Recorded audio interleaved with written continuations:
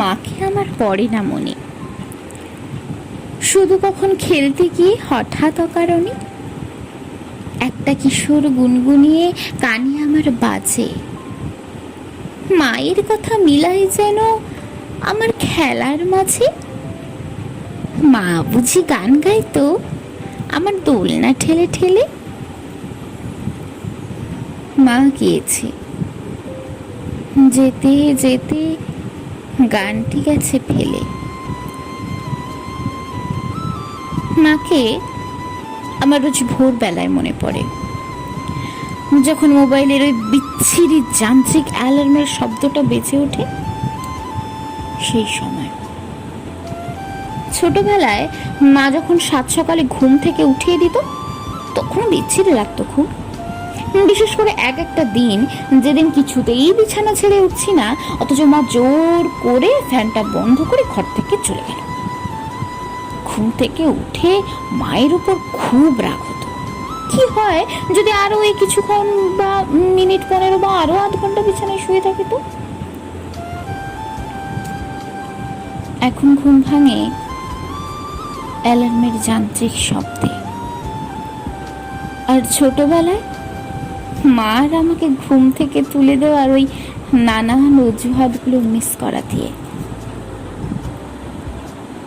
মাকে আমার পড়ে না মনে, শুধু যখন আশ্বিনীতে ভোরের শিউলি বনে শিশির ভেজা হাওয়া বেয়ে ফুলের গন্ধ আসে, তখন কেন মায়ের কথা আবার মনে ভাসে।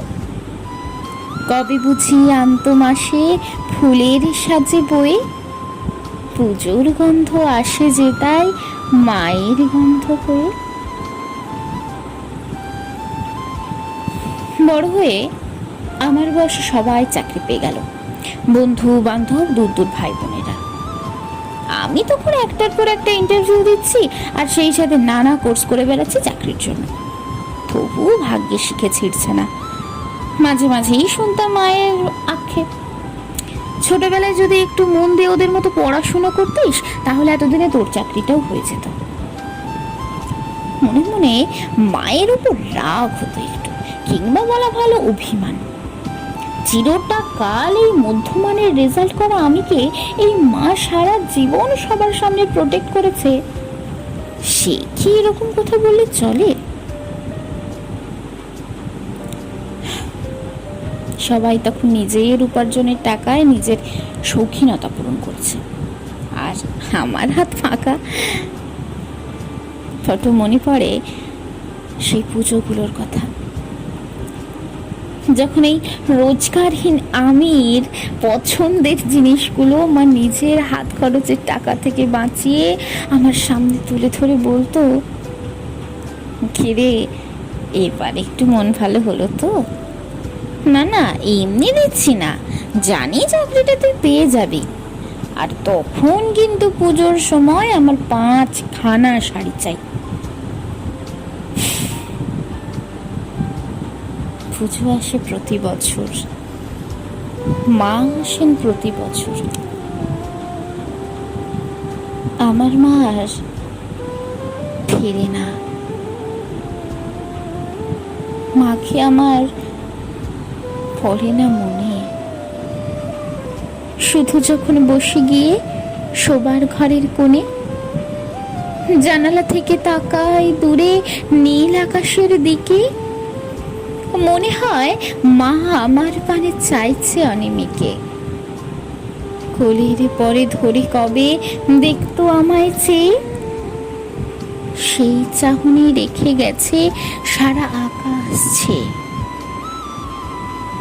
শেষ দিকটায় মা বড় অসহিষ্ণু পড়েছিল, আর আমি একটু স্বার্থপর। ফোন করে অফিসে যখন তখন বলতো, খিরে খেয়েছিস তো? হিয়ারিং এর টার্গেট চলছে, ফিরতে বাড়িতে রাত হলে তার ভয় ভাবনা অভিযোগ সব কিছু বেড়ে যেত।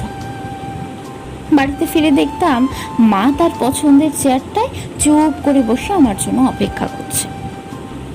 খেতে দিয়েই মাসতুতো পিসতুতো মামাতুতো ভাই বোনদের ঝুলি খুলে নিয়ে বসতো। বিরক্ত লাগতো খুব, একদিকে অফিসের টেনশন, তার মধ্যে প্রমোশনের চিন্তা, কিছু ইনভেস্টমেন্টের প্ল্যানিং, তার মধ্যে এর সব কথা কেন? নির্বিকার স্বরে মাকে বলতাম, আমার যে ফিরতে এত রাত হয়, তুমি তো খেয়ে শুয়ে পড়লেই পারো। এক অদ্ভুত নরম গলায় মা বলতো, জানি রে, এখন আর আমার কথা শোনার সময় কারো নেই, কিন্তু কি জানিস, এখন তো এসব কথা ভাবার জন্য আমার কাছে অঢেল সময়। জানি তুই বিরক্ত হোস, কিন্তু আমি আর কাকে বলবি বলতো? আর চাবি দিয়ে রাতে দরজা খুলে যখন খাবার টেবিলে বসি, তখন চোখ চলে যায় ওই ফাঁকা চেয়ারটার দিকে। অফিসে যখন অনেকক্ষণ কোনো ফোন আসে না, তখন মাঝে মাঝে ভুল করে ওই সেভ করার নাম্বারটায় ডায়াল করে ফেলি, নাকি ইচ্ছে করেই করি, ওপাশের যান্ত্রিক শব্দটাই শুনতে থাকি। সকালে অ্যালার্ম বাজে, ঘুম ভাঙে, কিন্তু তবু বিছানা ছেড়ে উঠি না,